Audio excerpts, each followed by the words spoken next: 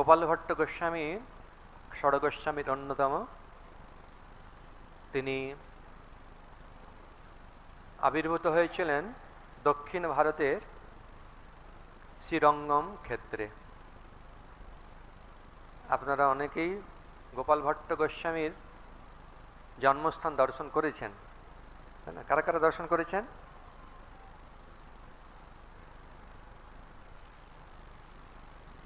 সেখানে মহাপ্রভু শ্রী বিগ্রহ রয়েছে। বেঙ্কট ভট্ট মহাপ্রভু তিনি 1431 শকাব্দে সন্ন্যাস গ্রহণ করে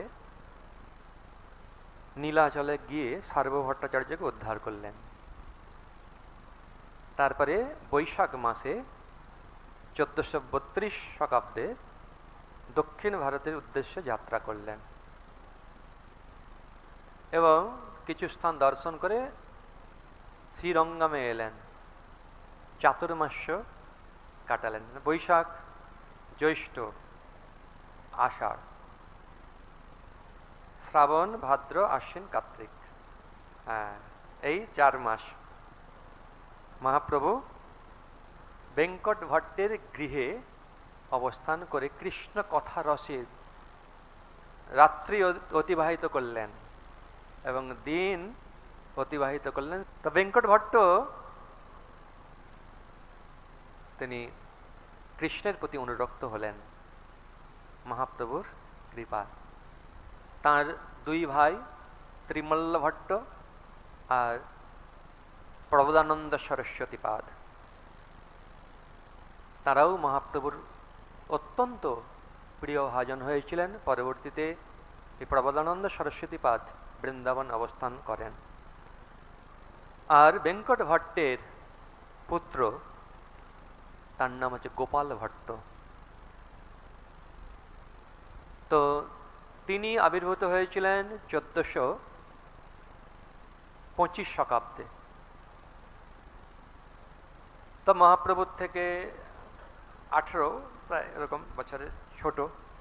তো মহাপ্রভু সন্ন্যাস গ্রহণ করে গেলেন 24 বছর, ধরুন 24.5 এরকম বছরে মহাপ্রভু বেঙ্কট ভট্টের গৃহে গিয়েছিলেন।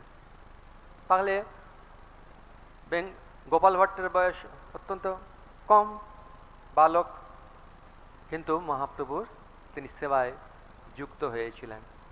মহাপ্রভু কৃপা করে তাকে তার উচ্ছিষ্ট প্রদান করেছিলেন, ভবিষ্যৎ আচার্য পদে অভিষিক্ত করেছিলেন এবং পাদসম্মান আদি সেবায় নিযুক্ত করেছিলেন, সেবা দিয়েছিলেন। এইভাবে 4 মাস একান্তভাবে গোপাল ভট্ট মহাপ্রভুর সেবা করেছিলেন, কৃষ্ণ কথা শ্রবণ করেছিলেন, মহাপ্রভুর প্রতি পূর্ণরূপে অনুরক্ত হয়েছিলেন। মহাপ্রভু ছাড়া তিনি কিছুই জানেন না। যখন মহাপ্রভু চলে যাবেন, গোপাল ভট্ট একদম কেঁদে আকুল, সমস্ত ভট্ট পরিবার কেঁদে আকুল হয়ে গেছে। শুধু তাই নয়, সমস্ত শ্রীরঙ্গমবাসী তারা অঝরে তাদের চোখ থেকে জল পড়ছে। কিন্তু মহাপ্রভু, এর হচ্ছে মহতের মহাপ্রভাব। তিনি কারো দ্বারা কখন তিনি থাকবেন, কখন চলে যাবেন তিনি জানেন। সকলেই ভাবে বিরহে বিচ্ছেদে আকুল হয়ে তারা ক্রন্দন করছেন, কিন্তু মহাপ্রভু তিনি চলে যাবেন। কিন্তু মহাপ্রভুর চরণে পতিত হয়ে গোপাল ভট্ট বলেন, আমি প্রভু আপনার সঙ্গে যাব, আমি আর থাকতে পারবো না, আমাকে নিয়ে চলুন। তখন মহাপ্রভু বললেন যে তুমি যতদিন তোমার পিতা মাতা এই জগতে থাকবেন ততদিন তুমি তাদের সেবা করো। পিতা মাতা গত হলে তুমি আর ঘরে থেকো না, আর বিবাহ করো না, বৃন্দাবনে চলে এসো। এইভাবে রঘুনাথ ভট্টকেও এই নির্দেশ দিয়েছিলেন আর গোপাল ভট্টকেও এই নির্দেশ দেন। তো মহাপ্রভুর চিন্তায় বিভোর হয়ে গোপাল ভট্ট পিতামাতা সেবা করতে করতে দিন অতিবাহিত করছেন। অবশেষে মহাপ্রভুর কাছে প্রার্থনা করছেন। মহাপ্রভু সন্ন্যাস রূপ দেখেছেন, কিন্তু গোপাল ভট্টের ইচ্ছা যে মহাপ্রভুর এই নিত্য যে স্বরূপ, সেই চাঁচর চিকুর কেশ, সেই রূপ, বর্ণমালা গলায় দলিত হচ্ছে, চন্দন চর্চিত সেই অবয়ব দর্শন করতে চায়। সন্ন্যাসের পর তিনি চন্দন আদি, যদিও জগন্নাথের চন্দন ইত্যাদি ব্যবহার করেছেন, কিন্তু যেভাবে নদে বিলাস করেছেন সেইভাবে তো সন্ন্যাসী বিশেষ তা করেননি। তাই সেই নদিয়ার সেই অপরূপ গৌরাঙ্গ রূপ দর্শন করতে চেয়েছিলেন। আর স্বপ্নে মহাপ্রভু সেই গৌরাঙ্গ রূপ দর্শন করালেন। হরি বল! কি অপরূপ রূপলাবণ্য!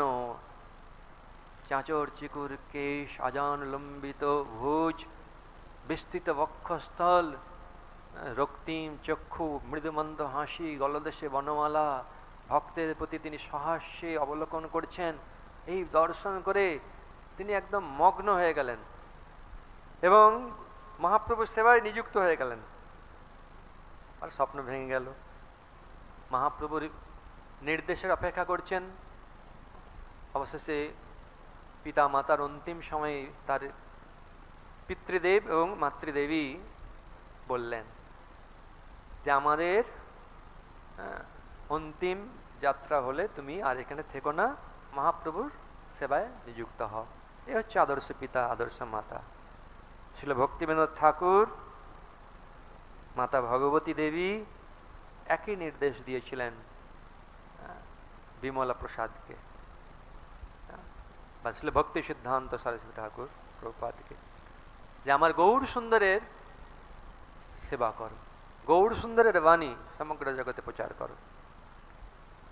তো বেঙ্কট ভট্ট এবং তার পত্নী তার পুত্রকে এভাবে নির্দেশ দিলেন। তারা গত হয়ে যাওয়ার পর গোপাল ভট্ট চলে এলেন এবং মহাপ্রভু বললেন যে তুমি বৃন্দাবনে রূপ সনাতনের কাছে যেও, তাদের কাছে থেকো। তো মহাপ্রভু পুরীতে অবস্থান করছেন, গোপাল ভট্ট বৃন্দাবনে গেলেন। সঙ্গে সঙ্গে রূপ গোস্বামী পত্র দ্বারা একজনকে পাঠালেন যে গোপাল ভট্ট গোস্বামী এসে গেছেন, মানে গোপাল ভট্ট এসেছেন। মহাপ্রভু সেই পত্র পেয়ে চিন্তা করলেন এবং বললেন আমি কি দেব গোপাল ভট্টকে, আমি তো সন্ন্যাসী, আমার তো কিছুই নেই। তো বললেন আমার দেওয়ার মতো আর কি আছে?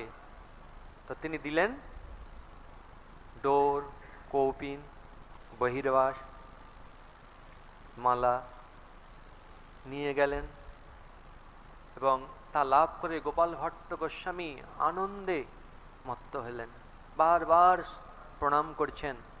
আর রূপ গোস্বামী তিনিও অত্যন্ত আনন্দিত। তারপরে গোবিন্দদেবের সেবায় গোপাল ভট্ট গোস্বামী ছিলেন। একসময় তিনি হরিদ্বারে ভ্রমণ করতে করতে সাহারানপুরের দেববন্দ গ্রামে উপস্থিত হয়েছিলেন। এক ব্রাহ্মণের গৃহে আশ্রয় নিয়েছিলেন, কেননা প্রবল ঝড় বৃষ্টি হচ্ছিল। সে ব্রাহ্মণ নিঃসন্তান ছিলেন। তো সাধু বাবার কাছে সাধারণত সকলেই প্রার্থনা করেন। তো বললেন ঠিক আছে, তোমার ভক্ত সন্তান হবে। তখন তিনি বললেন যে আমার প্রথম সন্তানটিকে আমি আপনার সেবায় নিযুক্ত করব। তো তাই হলো। তারপরে তো গোপাল ভট্ট গোস্বামী চলে এলেন। প্রতিমধ্যে 12টি শালগ্রাম শিলা নিয়ে এলেন গণ্ডকী নদীর থেকে, এবং অনেকে আসেন বৃন্দাবনে সেবার উপকরণ দিয়ে যান। কিন্তু গোপাল ভট্ট গোস্বামী চিন্তা করেন যে শালগ্রামে আমি কীভাবে এই সমস্ত আভরণ আর এই কাপড় পরাবো। তাই ভগবান তার অন্তরের কথা জেনে তিনি কি করলেন, প্রকাশিত হয়ে গেলেন। রাধা রমনজিউ কি জয়। বৈশাখী পূর্ণিমা তিথিতে রাধা রমনজিউ প্রকাশিত হয়েছিলেন। রাধারমণজিউর সে প্রকট স্থান, গোপাল ভট্ট গোস্বামীর সমাধি এবং রাধারমণ মন্দির রয়েছে, আমরা দর্শন করতে পারি। রাধারমণজিউ পেছনে সেই শালিগ্রাম এখনো আছে, অপূর্ব বিগ্রহ। তার বাম পাশে রাধারানীর মুকুট রয়েছে, সেখানে সেবা পূজা হয়, কোনো রাধারানীর বিগ্রহ নেই। তো অনেক বিগ্রহ তার জয়পুরে চলে গেছেন, গোবিন্দ, গোপীনাথ, মদনমোহন, তারপরে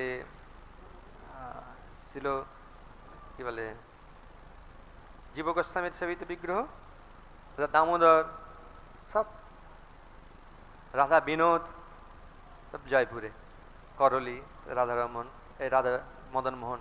কিন্তু রাধা রমণজিউ এখনো আছেন বিগ্রহ বৃন্দাবনে, অপূর্ব সুন্দর বিগ্রহ। তো অনেক গোপাল ভট্ট গোস্বামীর লীলা, এবং মহাপ্রভু বলেছিলেন যে গোপাল ভট্ট তোমার এক শিষ্যের মাধ্যমে সমস্ত জগতে প্রচার হবে। তিনি হচ্ছেন শ্রীনিবাস আচার্য, গোপাল ভট্ট গোস্বামীর শিষ্য।